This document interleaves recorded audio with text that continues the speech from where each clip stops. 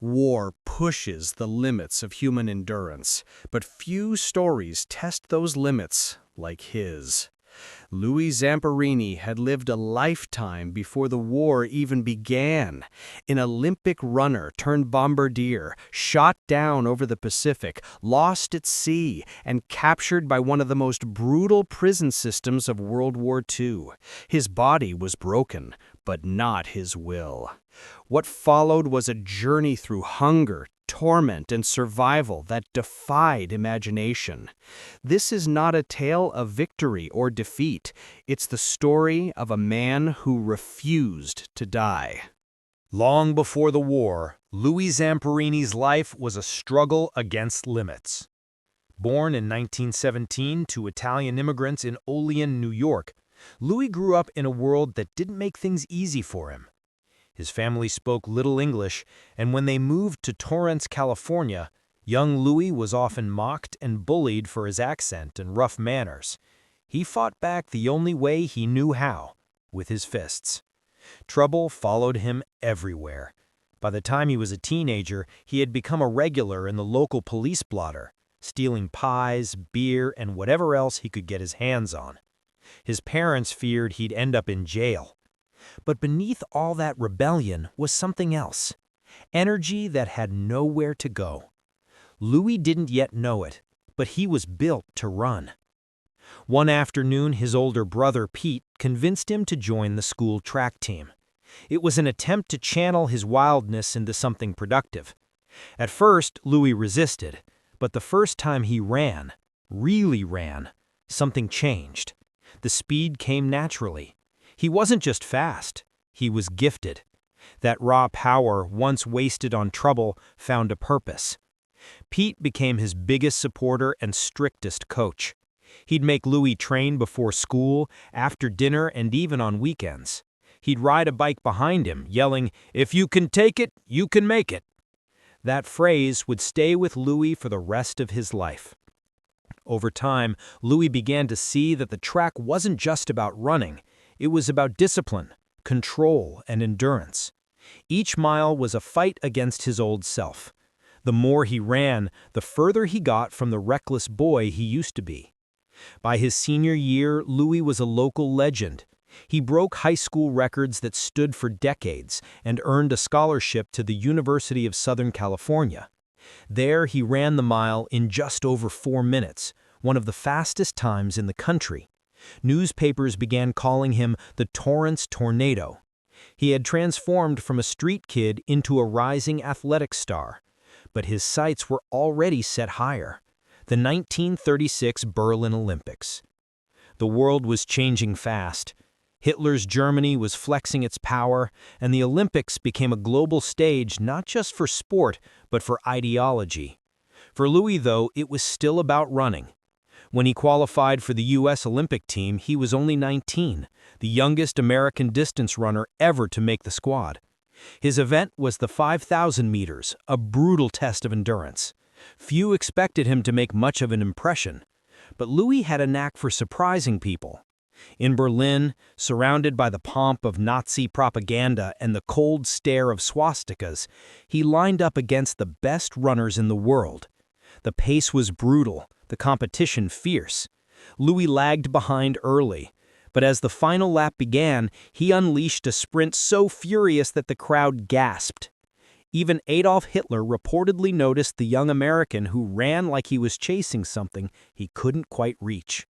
Louis finished 8th overall, not enough for a medal, but his final lap was the fastest anyone had ever recorded in that race. Afterward, he was invited to meet Hitler himself, who shook his hand and said, "Ah, the boy with the fast finish."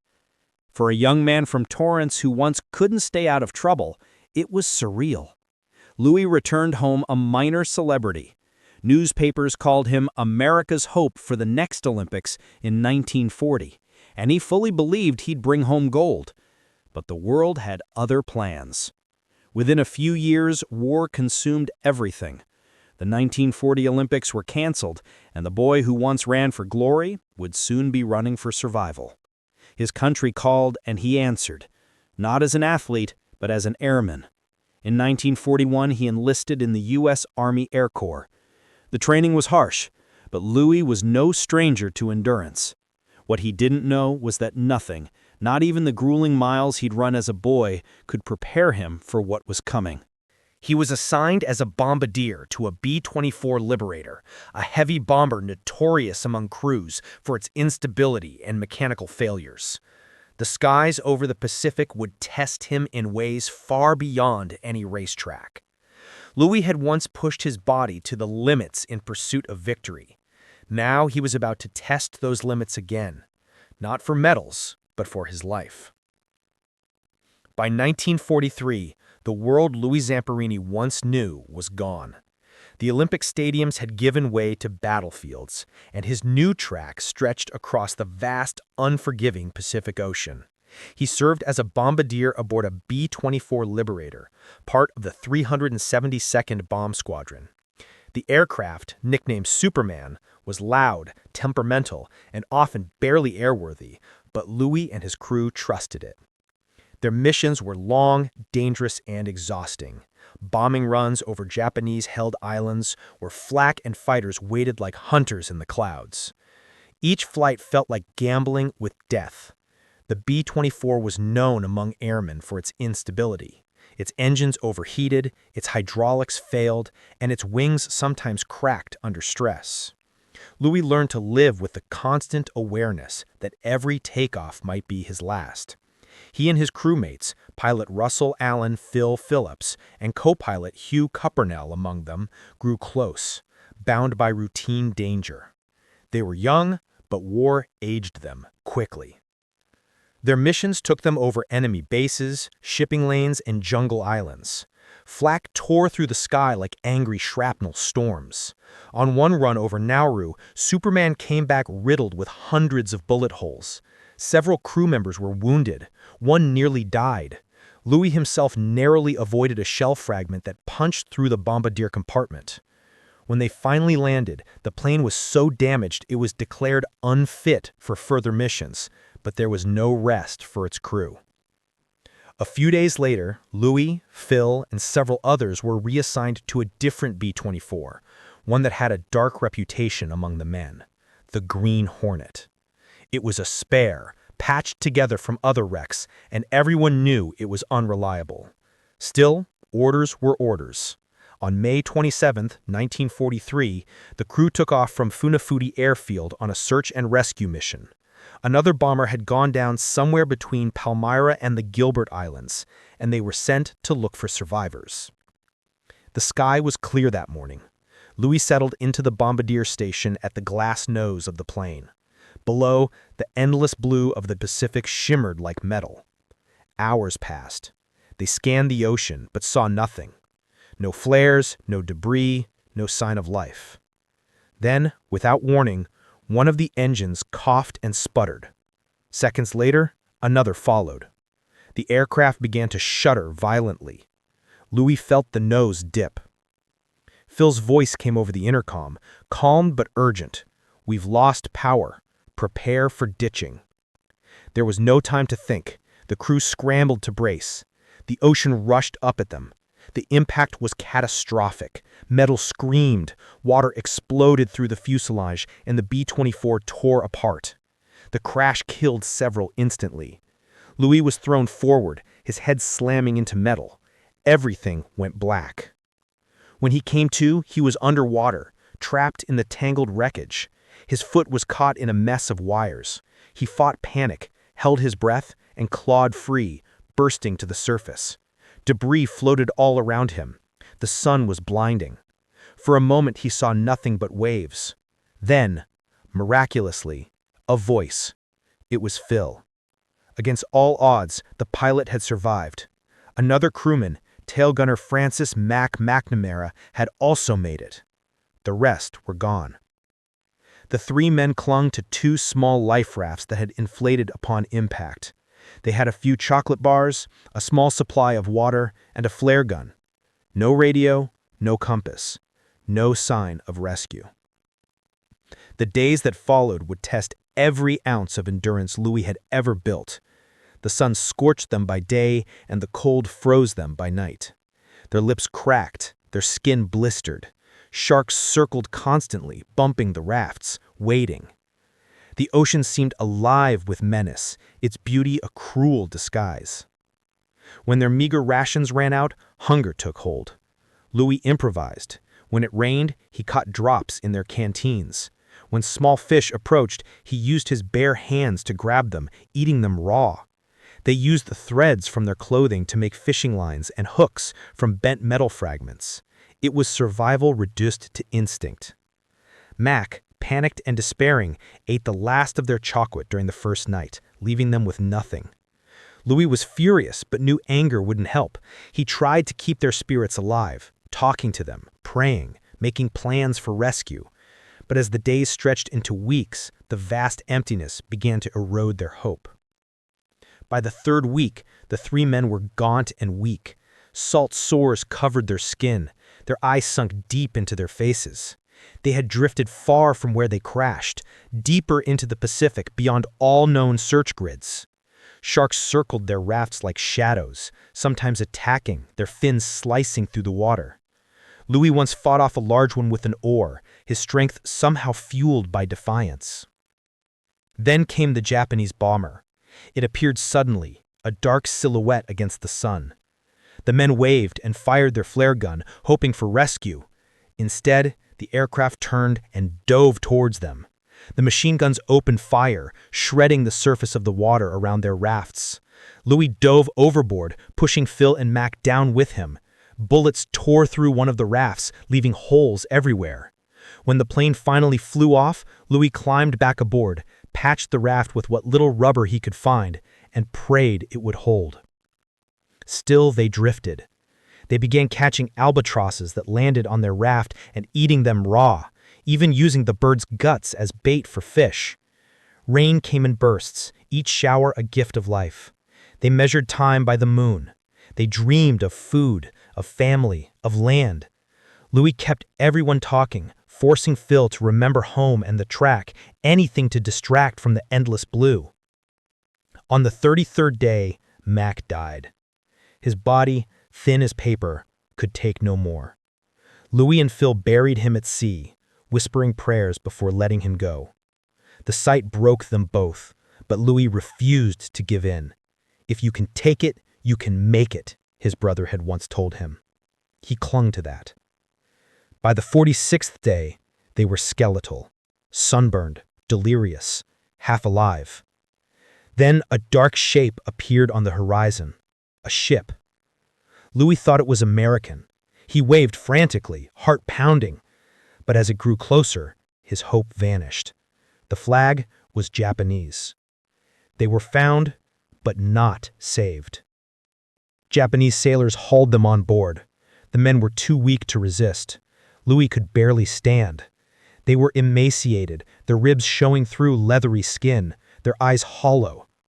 The soldiers searched them, confiscated what little they had, and bound their hands.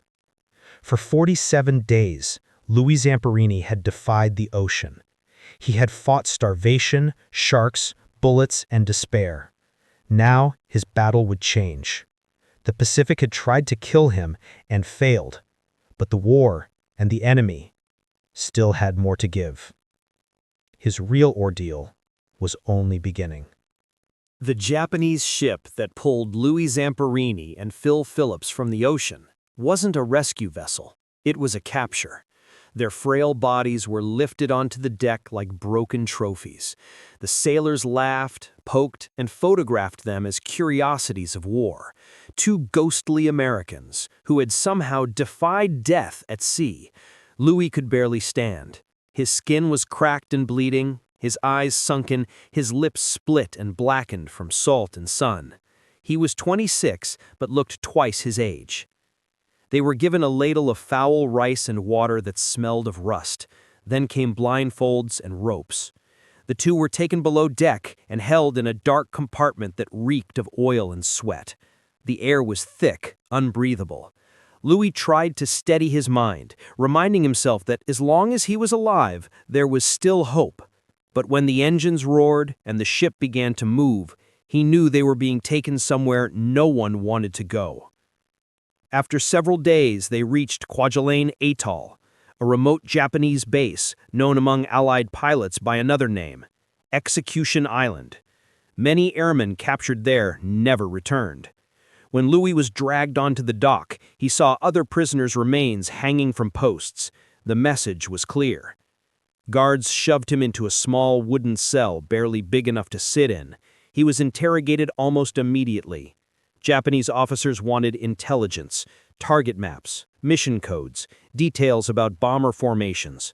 Louis gave only his name, rank, and serial number. The beatings came fast. Slaps, punches, kicks, and strikes with bamboo canes. When that didn't work, they deprived him of food and water. Days blurred. He and Phil were separated, each left to rot in isolation. The guards mocked them constantly. One day, Louis heard a group of soldiers laughing outside his cell, tossing stones at a dead body.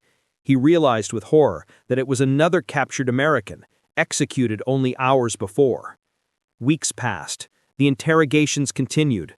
Once, they offered him better treatment in exchange for a propaganda statement denouncing the United States. He refused. The beating that followed nearly killed him. But even then, Louis clung to defiance. "You can't break me," he whispered to himself through swollen lips. Then, without warning, he and Phil were transferred again, this time by ship to mainland Japan. It was a long, miserable journey. When they arrived, they were sent to Ofuna, an interrogation camp near Yokohama. Ofuna wasn't officially recognized by the Red Cross, which meant it didn't exist on paper. That gave the guards free rein to do whatever they wished. Prisoners were starved, beaten, and humiliated daily. Some were scientists, others pilots, officers, or sailors. Many were barely alive. Louis quickly learned the rules. Don't look a guard in the eyes, don't speak unless spoken to, and never showed defiance. But his spirit, honed on the track, tested on the raft, refused to bow completely. He was assigned back-breaking labor, hauling heavy loads, cleaning latrines, chopping wood. The guards hit prisoners for the smallest infractions, a glance, a cough, a hesitation. One guard, a young man named Watanabe, stood out even then for his cruelty. He was nicknamed the Bird. His brutality wasn't random, it was personal, almost artistic. He enjoyed breaking men who refused to submit. The Bird's eyes were cold, his manner unpredictable. One moment calm, the next exploding in violence. When he learned Louis was an Olympic athlete, something dark flickered in him. Jealousy, perhaps, or fascination. He made him his special target. Every day brought a new torment. The Bird would order Louis to stand perfectly still for hours, beating him if he wavered. He once made him hold a heavy beam of wood above his head, threatening to beat him unconscious if he dropped it. Sometimes he hit him with a belt buckle until blood ran down his back. But Louis didn't break. No matter how many times the Bird hit him, he refused to fall. Inside, he made a promise: "You'll never see me defeated." After months at Ofuna, Louis and other prisoners were moved to Omori, a camp built on an artificial island in Tokyo Bay. Conditions were slightly better, if starvation and torture could ever be called that. Food was little more than watery soup with bits of barley or fish heads. Prisoners' ribs jutted out, their clothes hung like rags, and disease spread quickly. The Bird was there too. He had been reassigned to Omori, and when he saw Louis again, his cruelty intensified. Beatings became daily rituals. Once, the Bird made all the prisoners line up and ordered each man to punch Louis in the face, one after another, for disrespect. Louis stood through hundreds of blows, refusing to fall. His face swelled beyond recognition. But even amid that hell, Louis found ways to survive. He shared stolen food scraps with weaker men, whispered jokes in the dark to lift spirits, and kept his mind alive by imagining himself running again, this time not on a track, but towards freedom. The guards couldn't understand it. They could break his body, but not his will. In late 1944, Tokyo burned under American firebombing. From their camp, prisoners saw the orange glow on the horizon, the sky thick with smoke. Rumors spread that Japan was losing. Hope flickered, fragile but real. Then, once more, Louis was transferred again, this time to Naoetsu, a brutal labor camp in northern Japan. And waiting there, unbelievably, was the bird. Naoetsu was a nightmare even by wartime standards. Prisoners worked 12-hour shifts, unloading coal from trains, carrying sacks heavier than their own bodies. Temperatures plunged below freezing. Frostbite ate away at their fingers. The guards beat them with bamboo poles for working too slowly. The bird, now in charge of discipline, singled Louis out with renewed vengeance. He saw the Americans' endurance as a challenge. Every day he found new ways to break him. One morning, the bird forced Louis to carry a wooden beam over his head and stand in front of the entire camp. He told the other guards that if he dropped it, they should shoot him. He stood there, his arms trembling, his vision blurring. The beam weighed nearly 40 pounds. Minutes turned into hours. Prisoners watched in silence, tears freezing on their faces. At one point, the bird shouted for him to lower it, eager to see him fail. Instead, he lifted it higher, glaring back in silent defiance. For that brief moment, he wasn't a prisoner. He was the runner again, the competitor, the man who refused to lose. The bird exploded with rage and struck him to the ground, beating him until he could no longer see. But in his mind, he had won. He had endured. By mid-1945, the war's end was near. The guards grew nervous. Food vanished almost entirely. The prisoners were starving, their bodies skeletal. Then came whispers. Hiroshima had been destroyed. A week later, Nagasaki. Finally, one morning in August, the camp's gates opened, and the guards were gone. A U.S. aircraft circled overhead, dropping supplies. Parachutes blossomed against the gray sky. Cans of food, chocolate, and cigarettes fell to the ground like gifts from heaven. The prisoners wept, laughed, embraced. Louis, barely able to stand, raised his arms and stared at the sky. He had survived. 2 years of torture, starvation, and dehumanization, and he had made it. When American forces arrived to free the remaining prisoners, Louis weighed barely 80 pounds. His body was weak, his eyes sunken, and his spirit flickered somewhere between exhaustion and disbelief. The war was over, but he struggled to comprehend it. As he stepped onto the rescue plane, survivors cheered and wept, but Louis sat quietly, clutching the small can of condensed milk they'd given him. He sipped slowly, as if it might vanish. For the first time in years, he wasn't a prisoner, yet he didn't feel free. Back in the United States, he was celebrated as a war hero. Newspapers ran stories about the Olympian who came back from the dead. He reunited with his family, who had refused to believe reports of his death. Their tears were joyful, but beneath Louis' smile, something darker stirred. At night, the war returned. He'd wake drenched in sweat, heart pounding, haunted by the face of Mutsuhiro the Bird Watanabe, the sadistic camp guard who had taken special pleasure in breaking him. In dreams, the bird's voice echoed, mocking, taunting, striking him again and again. Louis would lash out in his sleep, sometimes waking to find his hands around his wife's throat, convinced he was back in the barracks. Doctors called it shell shock. Today we know it as post-traumatic stress disorder. But in 1946, it had no real treatment. Veterans were expected to get over it. Louis couldn't. The man who'd once defied odds on the Olympic track and survived a bomber crash now found himself undone by memories. He tried to drown them, literally. Alcohol became his refuge. Every drink silenced the ghosts for a few hours, but they always came back. His temper grew. His marriage crumbled. He'd stare at his wife Cynthia and see not love, but pity, a look he despised. Friends noticed the change. The once charismatic athlete now looked hollow, angry, unpredictable. He spoke often about finding the bird, about killing him. Revenge became his obsession. He dreamed of traveling to Japan, tracking him down, and making him pay for every bruise, every humiliation.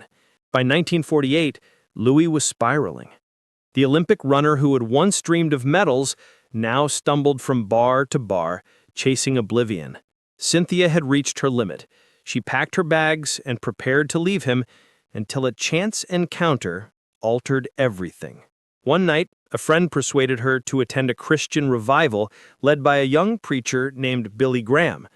His message spoke of forgiveness, redemption, and peace beyond suffering.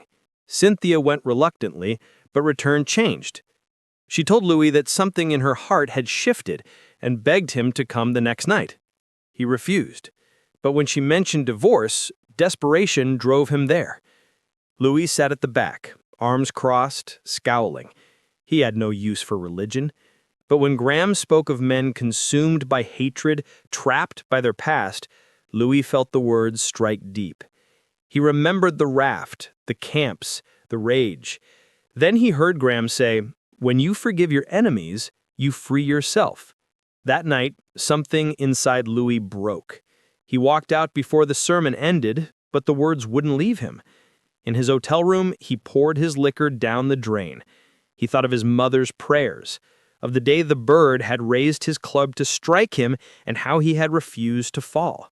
Louis knelt beside the bed and prayed for the first time since the war, not for vengeance, but for peace. From that moment, the nightmares stopped. The thirst for revenge faded. He wrote letters to the men who had imprisoned him, offering forgiveness. In 1950, he returned to Japan, not with anger, but with purpose. He visited Sugamo prison, where many of his former captives were held as war criminals. When Louis walked in, the guards recognized him instantly. They bowed their heads, expecting bitterness. Instead, he smiled and said, "I forgive you." Some wept. One collapsed to his knees. Louis later said that in that moment, he finally felt free. But the bird wasn't there. He had gone into hiding, evading capture. Louis's forgiveness extended even to him. When the bird's name came up years later, Louis said simply, "If I saw him, I'd put my hand on his shoulder and say, 'I forgive you.'" In the decades that followed, Louis rebuilt his life. He became a motivational speaker, sharing his story of survival and redemption. He opened a camp for troubled youth, teaching them discipline through endurance and compassion. Reporters who had once called him unbreakable now called him unshakable. In 1998, at 81 years old, Louis carried the Olympic torch through Japan, just miles from the camp where the bird had tormented him. The crowd cheered, but Louis's gaze was calm. When asked what he felt, he said, "Gratitude, because forgiveness is stronger than hate." Louis Zamperini died peacefully in 2014 at the age of 97. He left behind not just the story of a survivor, but of a man who discovered that true strength isn't in endurance, but in grace. His life remains one of history's most extraordinary arcs, from delinquent to Olympian, from airman to prisoner, from haunted veteran to man of peace. The POW who refused to die didn't just survive war. He conquered what came after it.